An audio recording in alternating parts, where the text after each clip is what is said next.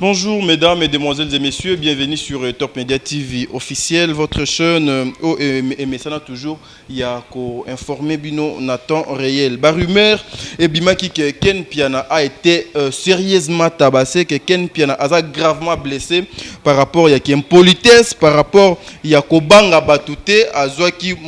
lotaka ba betakie na monaki yango na ba internet kandenge ezalaka moi ta dingala pa vous savez que na botama na se ya rumeur te na linga pe kokola na rumeur te puis na linga te ba kosabino soki bazo kosabino eza ndeti bazo kosa ta dingala pa yango na kenda toujours vers réalité na zu réalité na pesibino yango ensemble na bino tozo découvrir si réellement Ken Piana a betama kipona biloba lobanae. Il paraît que azaka impoli, il paraît que abanga batute yango nkuba wana azwaki aliaki. Mais avant de commencer cette émission, je dis un grand merci à celui qu'on appelle Papa Noé Mavaka Lonzinga. Papa Noé Mavaka Lonzinga obonga na Mama Zozomer aba triplé depuis Canada wana na Calgary. Et ça bien musika veut dire so pousanika pembe na moni celle qu'on appelle Mama Deborah Lubanda veut dire Mbinga ya mère nyonso ya Calgary et pourquoi pas visons les Kandi Mabia Lancel Memotono Yambo Alliance Divine Business International Élisée Boati na sepela poyo za la pembeni il y a papa Visol Kandi Mabia la Anselme madame Getty la suprême pesa na benga ka veut dire Mukishi veut dire Marlène Mukishi Mbote a comme ça peut Mbote nanga et pas il y a Dorcas Monique naza awa na salon Franck veut dire salon Franck il paraît que place bakata Ken Piana Suki veut dire Jérémy permettre vraiment totambola il paraît que Ken Piana bakata Kaesuki awa il paraît que Ken Piana bakata Kaesuki awa mais ensemble avec vous bozo monat bino bana poto bozo monat que Ken Piana à côté vraiment salon donc Ken à côté ga salon Ken Piana bonjour Ken Piana te dingala pa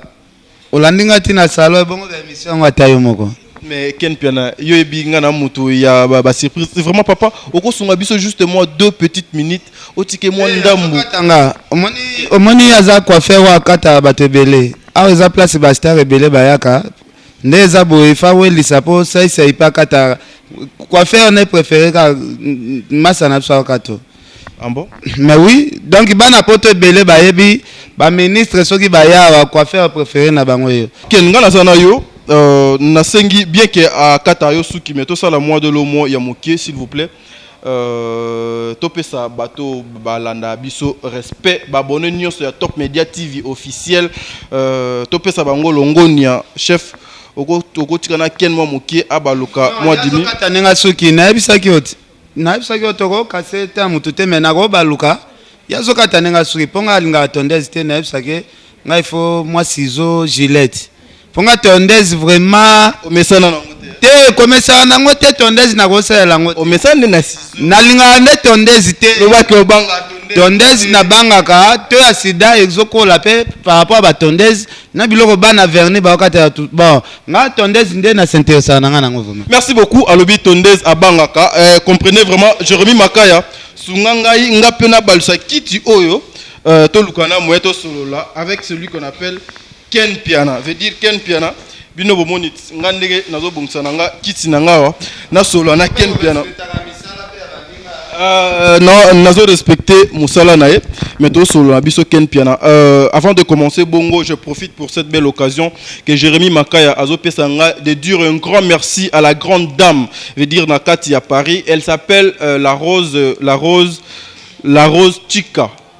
La rose Chika Kapinga,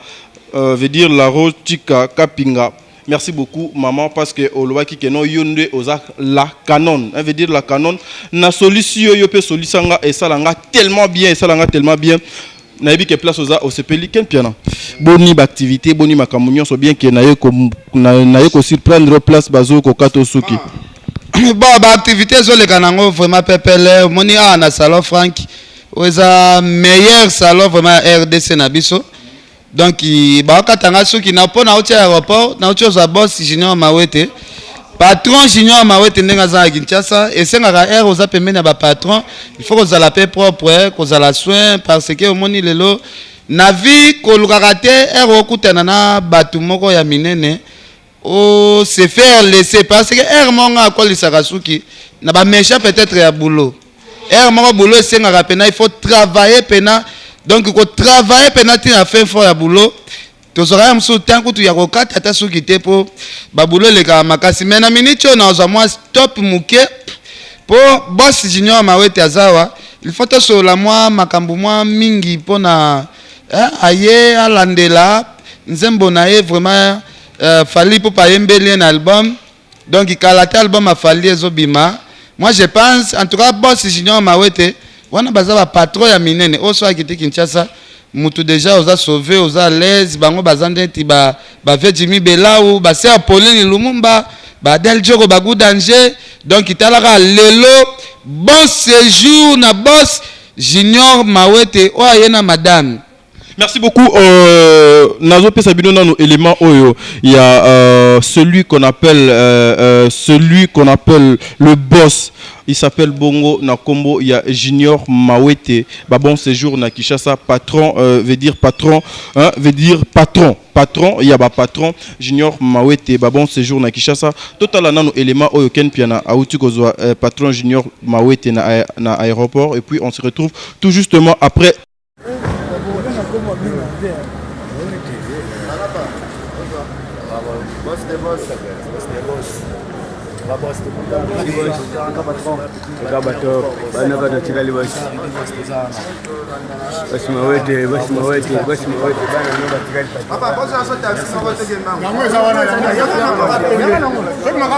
Merci beaucoup Nakani Sibongo, la maman de Allégresse et Paula Boula. Je pense que la Rose Chika Canon veut dire au comprendre que non, je suis avec Ken Piana Awatoza na salon Franck veut dire meilleur il y a Paris veut dire meilleur salon pena Congo salon Franck bango batu va permettre que to zala lelo na Ken Piana awana yeko surprendre place bakata yesuki. Et puis vous avez vu les images, il y a le boss Junior Mawete avec Ken Piana Aouti kozwaye na aéroport ba bon séjour na Kinshasa. Ken Piana siko na ebité yope oza mutu oyo ozalaka na bato minene ndeti ba Junior Mawete mais Ken Piana ozo linga kotika bazizani te Ken zizadin ça veut dire ba bêtise te Ken zomona yo moko nanu bêtise o benganga ba bêtise ata yo moko bato balanda biso pena ba responsable yo zo esanga lingi kotika ba bêtise te yo kenda pa Karine kuna ochelo so ba biloko bo sala ba vidéo ya buzoba après yo zo ya est-ce que muto ya buzoba okendo reprocher muto aza sérieux que kotika buzoba est-ce que zomona te bato balanda biso bazo sérieux te siko Ken Piana yo pena esi omona pena vidéo ya ngata dingala pana Karine Mukonzi.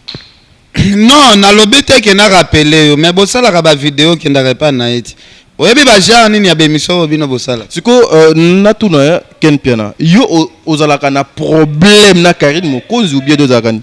Non, naza problème na eti. Ozomona te yo mutozo ozo forcer question nga lobinde bosala. Nga na tuna question mususu mais comment tu pas Karine ndeni. Bon, to sotera étape. To sotera étape pour na mona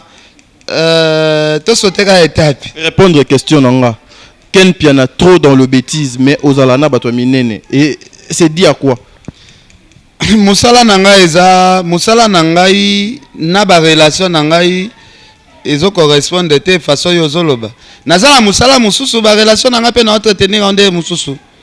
Do ere musala nde olata Ken Piana ya buzz ya bêtise et so longo na musala au komisiko na attitude ya ba responsable. Est-ce que quoi faire azokatanga suki na bengani na tindiki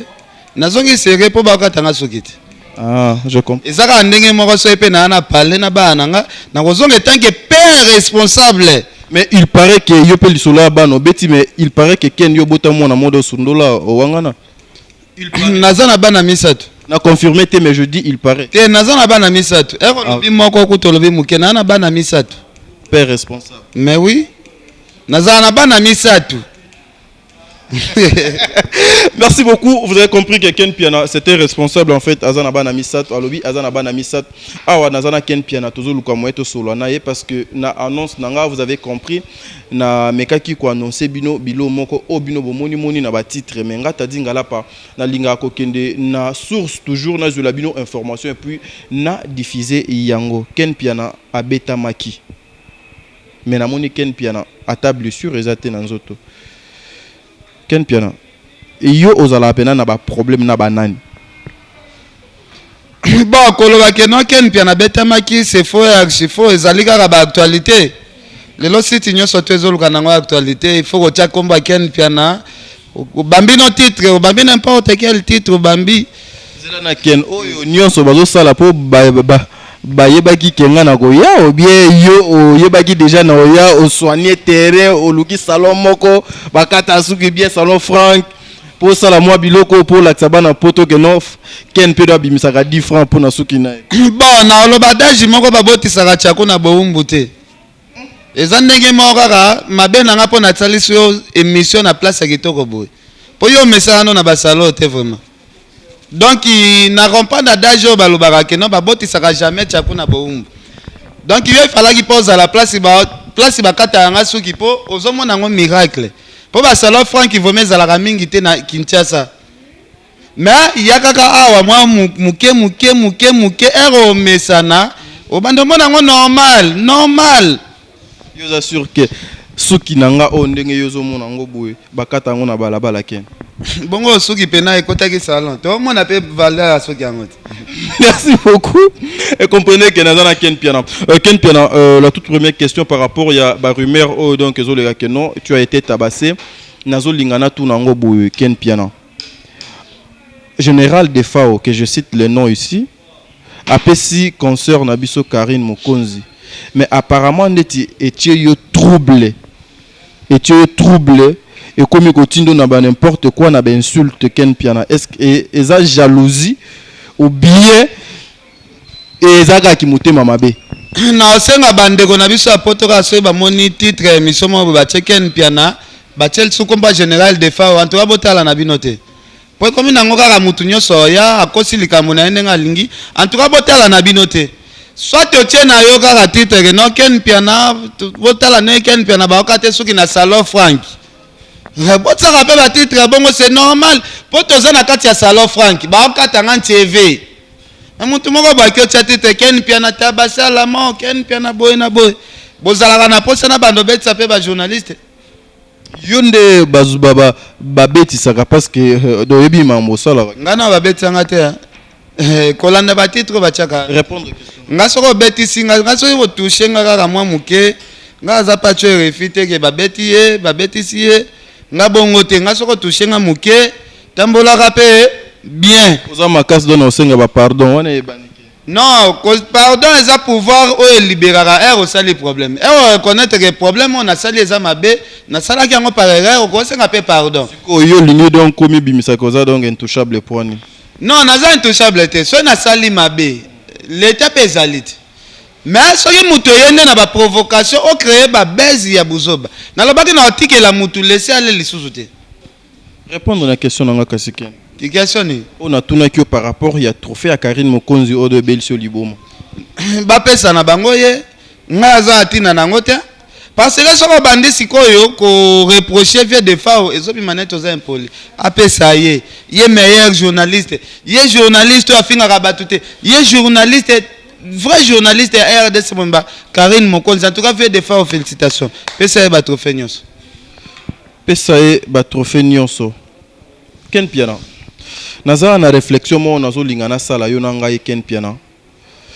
internet ezokende tellement mabe ezokende tellement mabe des fois et comment ça la biso na ko banga et comme kozang sa biso na makambu mususu o tozala ki nango peut-être avant to ya to banda ko sala musala o Ken Piana et parmi batu bazo détruire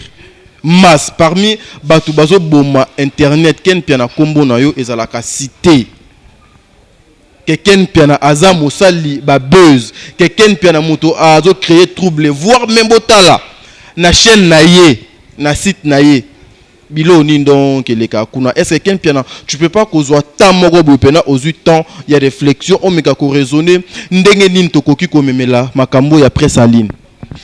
la kisanga site moko bayambara ba pasteur na lingi na lobi mambo ba pasteur to Ken kasi la kisanga bino boluka ke site na biso nde site des ordres ba site mususu wana nde basala musala bien la kisanga site oyo bayambaka di lundi à dimanche ba pasteur na ba professeur à université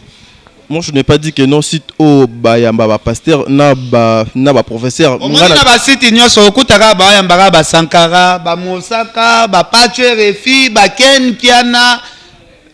Donc ceux qui toza parmi bato bazo bebisa, donc na rolo ba c'est que biso nyonso to bebisa. Po okutaka Sankara de kunta lobibo, Mosaka kuna lobibo, Roger Ngando lobibo, Patche Refi kuna salibo, Ken Piana kuna bo. Manike bayambie place bo na basiti nyonso ba inform batoto yambara bango wana yango bosala donc association Pacho RFI na ngana sala association te ngana zana bataillon Pentagone ba général bazana kati bêtise pe Tony Makasi na bataillon Pentagone bakisi njoka baza basinja kapashi baza baken pia na baza woneza bataillon ya batoyo soki otie mutu makasi na game politesse biso siko to s'en charger na poto sili siko gaz to diminuer na gaz. Yoso mona te Karine Mokonzi oyo quel soit pas bimela mais siko kenzela nan moi ce qui m'étonne ezo salanga motema passe ngana zo sola na yo mais yo komoka ya Karine ba Karine ba bibi kapinga bino bomona ba danger lelo baza wapi mais siko nani Ken yo na Karine Mokonzi ozala na problème nini parce que naza un problème na été mais siko yo tanga do komo chaka ye atika ko manquer ba vena so ba wera ba Favegas ba fali pour yo manka bato respecte Ken ngana ko manquer bato mususu emso moi respect bato ba sala ba eva danger te bongo muto asala maramuneti falinga na ko manquer muto asala maramuneti président wera na ko manquer muto asala maramuneti président kofinga na ke no manquer muto mususu ndaza na ba eva te muto mususu azana musique eza limité bato pe ba mona ngo c'est normal muto azane na makambo ya danger te na musique nga eranga na Ken Piana et ça langa toujours bien et ça langa toujours sengo mais nazo lingana tout na sous question mosusu Ken Piana c'est par rapport il y a lekinayo au pena doza lekino ya mutema Jaël Show vraiment je te salue place oza ma consoeur de konanga vraiment malgré temps ebelé tout monde en a té mais nazo lingana tout na grand frère na question parce que jour ango au répondant que non t'as dit Ken Piana pena zakaya na ngai mais c'est comme si Ken Piana na chaîne na yo nga nazo kendeka na chaîne parce que nga no kendanga na chaîne ya mutu mususu te parce que moi des fois nazo kapé moi temps ya kolanda ba confrère na ba consoeur na nga o basala musala na bango bien apparemment beaucoup de journalistes s'attaquent à Jaël Show. Est-ce que yo okoki kozwa temps ya ko reprocher batu na yo te ba travailleur na yo te non Jaël Show aza peut-être mais peut-être aye ba pe auto sabaya na ye biso toza baya na ye aye baka auto sabiso ezalaka bien te petite sœur afingaka ba sexe ya bayaya na ye parce que afingaka ba sexe ba maman abiso ce n'est pas gentil mais aza petite sœur ngaza na kandane na mutema ta mukete aza petite sœur na biso déjà yo yo sa na émission malama okoti na lisolo ya Jaël Show c'est que Jaël Show aza star na yo déjà wana kutu ko boya kango te ti okufa aza star na ngai te je veux te répondre parce que nga mutu nazo tuna ba question est-ce que Jaël Show a reçu l'émission ba question Jaël Show okende ayamba mutu atuna komba dadi ngalapa ozoma te ke yonde zo sala Jaël Show publicité Ken Piana to solo s'il vous plaît na yebsaka bino na yambaka ba chroniqueur na ba chroniqueuse nazalaka na tina moko te que non que je sois au sommet de tout ce oyo ekoki ko rendre nga grand sur ma tête na savoir faire nanga na savoir être nanga Ken Piana to Ken Piana to sola Jaël Show aza star nanga ite Jaël Show aza star nanga te mais c'est plutôt aza concert nanga aza ndeko nanga moi aussi donc quand je sens que il y a quelque chose qui ne marche pas je peux tenir le micro et puis na poser question voilà mais nga lobi soki Jaël Show aza star na yo te okora soulever question sur Jaël Show te non mais c'est par rapport il y a bêtise au réseau ça les maillots za wana on a tuni question pour voilà problème il peut zater mais nga yebisi yo déjà Jaël aza petite sœur donc nga na tempête na fandi na arabu na bando raisonner ka Jaël Show na mutu nanga na raisonner nanga ta ba makaku te na mikombo so na bazamba te na ranzo raisonner ka Jaël Show ko ba makaku baza komona tala ba poil lebele banini Ken Piana en fait nazo lingana chité naza besoin yozo temps et belete pour nabi place to outil. Ken Piana naza besoin tout ça la moi analyse moko sur la musique congolaise et la presse congolaise. La façon dont musique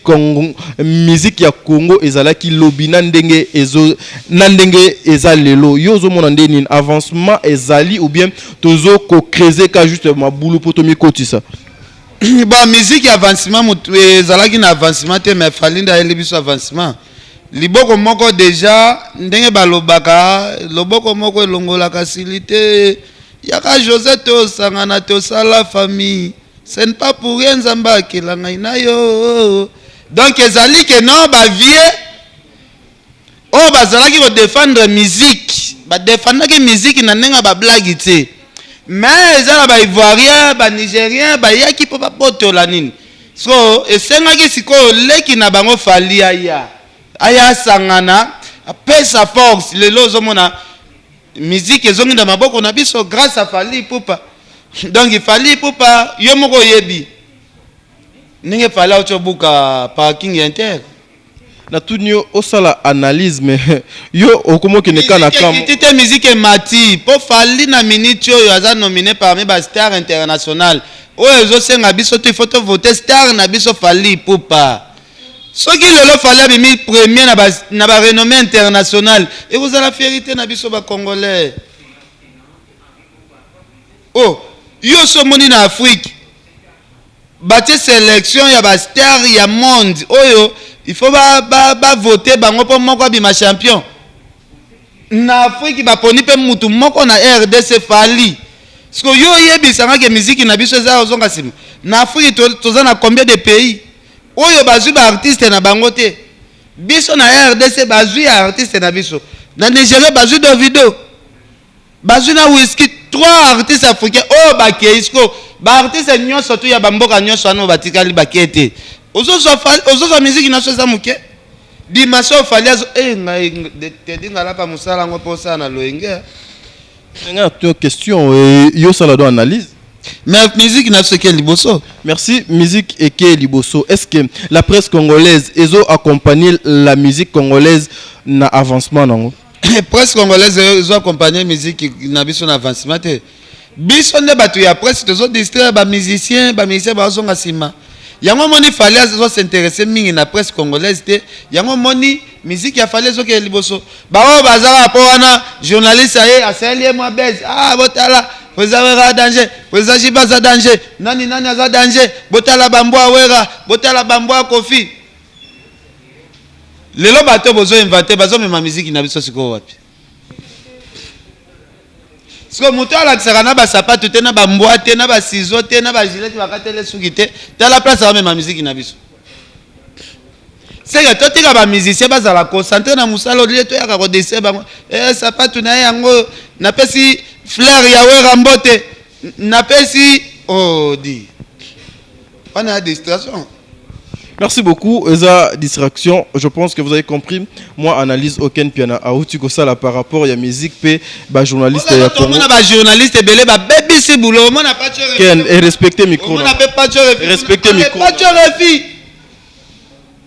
Ngumba mapacho refi na yoki posa kusale wana pacho refi atiki ki journaliste pena o ma ba pacho posa kusale ya souve ata yo moko vraiment tala ba journaliste place ba même biso vraiment si batu na bino na bino mais non tozo po mambulo ata kutunde ba benga nga mutango Fally muta Fally non na kolobela ba actualité ya makambo Fally azo sala te na koloba te Fally osala te na koloba na nga te mais il faut koyeba ke non il faut to sala part des choses ya batutu lelo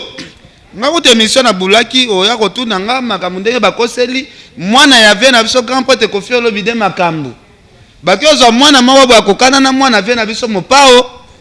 asala ba film pronone soki wapi batalika ba calculer ba mwana kokana Didison bambrier bato botala film Didison osala po bambrier mitu ya bakinois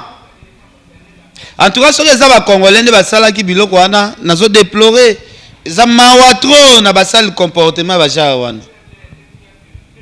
bozoluka bosalire image ya mwana ya artiste na bino moko ya mboka Par rapport, il y a Elokwana, il y a une question, Yelinga na esprit. Par rapport, il y a Fali Ipupa, notre artiste autre, ça ba respect et belé. Lorsque Ozwaki nouvelle wana que non, Fali Ipupa ba beta ki mbata na Cameroun. Yo o yamba ki ngonde ni ken piana nouvelle wana. Et ça là un plaisir moko ya makasi. Ça le plaisir. Mon aki mbala mo fallait comme na niveau mo na ba pape Jean-Paul II. Ça humiliation te mais et ça le humiliation pape Jean-Paul II kutu ba beta na masasi. Et ça humiliation président des États-Unis kutu ba beta na sapatu na nzoto. Wana eza makambo batushaka ka ba grand prêtre. Expliquez maintenant tes musiciens ni yango congolais oyo mutu moko calculer ya salelo ka sa ifali. Est-ce que ozo mona ngote que non c'est lelo na musique congolais ni yango artiste ni congolais oyo mutu moko boy camerounais moko akobule kendenge na ebo ifo na toucher ye kaka na nzoto a toucher que ba beta mbata a beta mbata a toucher fali na nzoto azali star ya munene mutu wana zulukaki asimba po lelo créer et lobisa monde lelo yo pozo lobelango. Est-ce que ozo mona te que eza peut-être dû il y a ba musiciens na biso ils ne sont pas respectés libanda ken pardon c'est là c'est sa question et eza dû il y a ba musiciens na biso peut-être ils ne sont pas respectés libanda parce que comme on a papa Wemba a mulimo na e nzamba zwango libanda s'il te plaît ngana zo sal na tuna do question nga na lobite ke baboma papa Wemba na maboko papa Wemba akufa libanda et puis kozwa lisusu Fali pour papier kaka libanda ba humilier ye ozo monter que ken quelque part zo sala moi ninmo kasi botinda Jésus de Niansa beta na même isalite total soki batu ba ta 10 personnes papa nga nazo sola ali soki événement ne salemaki po batu ba ki ebele baleki ebele débordage kasi botinda Jésus de Niansa soki azwata moto ya kobende ata na chemise. Vous avez compris. Bolukara moto akoma ti na suka ya réponse botinda Jésus de Niansa pe na salwan. Ken pena na komati na suka ya réponse de nini yo nanga tozo solola yo za mopanzi sango Jésus de Niansa otondisa kuna te batu ba te bango mo bakamune kutu batondisa kate yo oza na problème na Jésus de Niansa ou bien nga na tulio Jésus de Niansa qui est-ce que nga na tulio question moko ya Jésus de Niansa ou bien nga na tulio de comparaison ya Fali na Jésus de Niansa c'est qui yondo yebi parce que yondo muto lobela de Jésus de Niansa. Jésus de Niansa notre sauveur. Merci, je suis avec Ken Piana. Comprenez que non, nous continuons toujours Kosa Moussala, Zela Ken Piana. Cette émission, beaucoup l'andango awana Top Media TV officiel et puis Naboka Sipé ya patron Ken Piana. Media TV officiel na osenga bandeko na biso ba s'abonner massivement. Te dinga la pa masananga. Donc to s'abonner malgré ba pirata qui compte le bosso mais à tout na simbate ba abonner na biso pe ba ko tia pena poa ba to ba ko s'abonner pena massivement. Donc vous allez toujours bien Top Media TV officiel donc il va toujours s'abonner pe belé kuna et pas ya master nanga ta dingala pa et vous allez biso toujours bien donc oh bola na filmu bo s'abonner pe na Top Media TV officiel donc il va pe bola na Top Media TV officiel bo s'abonner pe na filmu donc tu as besoin de solidarité together baloba ngoni suna anglais tous à souder. En fait, je profite pour cette belle occasion. Il y a Koyebisa Nabande Konyo Sobazolanda émission. Oh, vous avez besoin il y a couvrir ba événement nabino ba mariage nabino ba clip shooting nyonso. Bobenga juste numéro il y a Top Media TV na plus 243 89 95 79 645 plus 243 89 95 79 645. Bokozwa bureau il y a Top Media TV donc officiel bosolo na bango pona événement na yo ozana besoin ba couvrir Ken Piana nazo linga na peso pena micro mot de la fin na analyse na résumé c'est que les gens peuvent comprendre na passage na yo pona mokolo alelo. Non te dinga la pa merci beaucoup na pesi vient na Louison Mbata ba merci donc analyse na ça les alika biso ba congolais to lingana tozala na bolingo amour du prochain tondi mamakape moninga aza peut-être likolo tozala na explica ya kondimana lelo bavie na biso ya bawenge bavie wega bavie jibe basala makambo ya minene ya bablagi te lelo tomona pe bafali po basala makambo ya danger donc balanda lokolo kaka ya bavie na bango ba mopao ba makambo za toujours ebele mais ya kofanda kaboye ofandi ozobulele bana baninga ndenge obebisa réputation bana baninga ezosala bien te parce que ngai lelo ya na moni bazoluka babebisa réputation ya mwana ya vie na so mopa mokonzi Didi Stone esala nga pasi ponga aboti bana basi misatu donc esala nga pasi moto asali pena babiloko abongo mbala sima bandela ngote kobebisa pena réputation ya mwana ya moke pe bongo ce n'est pas gentil. Merci beaucoup. C'était la Ken Piana na micro ya Top Media TV. Deux qui présenté par moi, Tadingala, par votre frère, votre ami. Cette émission est aussi là. Mais avant de finir cette belle émission, je dis un grand merci à celle qu'on appelle la rose Chika Kapinga. La rose Chika Kapinga veut dire la canonne, veut dire la maman de notre enfant, notre fils Allégresse et Allégresse na oyo na benga ye ndeko na ye juste comme on ezalaka Paula Boula veut dire Paula Boula maman ya Allégresse na Paula Boula vraiment na peso mbote et pourquoi pas na papa pe place azali. Je dis un grand merci à maman Zozo mère à ba triplé maman o abonga na papa Noé mavaka lanzinga ba bon séjour na yo na Chine à maman Deborah Lubanda kilo ya ba mère à Calgary deux fois maître Chico Lubanda depuis Canada madame Getty la suprême pesa mbote nanga et pas ya Marlène Mukishina bosani binote Marlène yebisa Dorcas que non na bosani binote bozana binoka bandeko nangai visons le camp d'Imabia Lancel mais motona yambo. Je continue toujours à faire mon travail dans le souci toujours il y a ko informer bino tozala ki na salon Franck place oyo ba linga ki biso to passer émission na biso oyo et l'équipe bien nzambe apambola bino ezala ki bongo Jérémy Makaya mutu alobi mikolo yo asimbi coordination ya ba image à Top Media TV ba coiffeur nyonso na ba travailleur nyonso ya salon Franck na pesi bino mbote merci pe na boss na biso depuis mboka ya bapaya allez bye bye.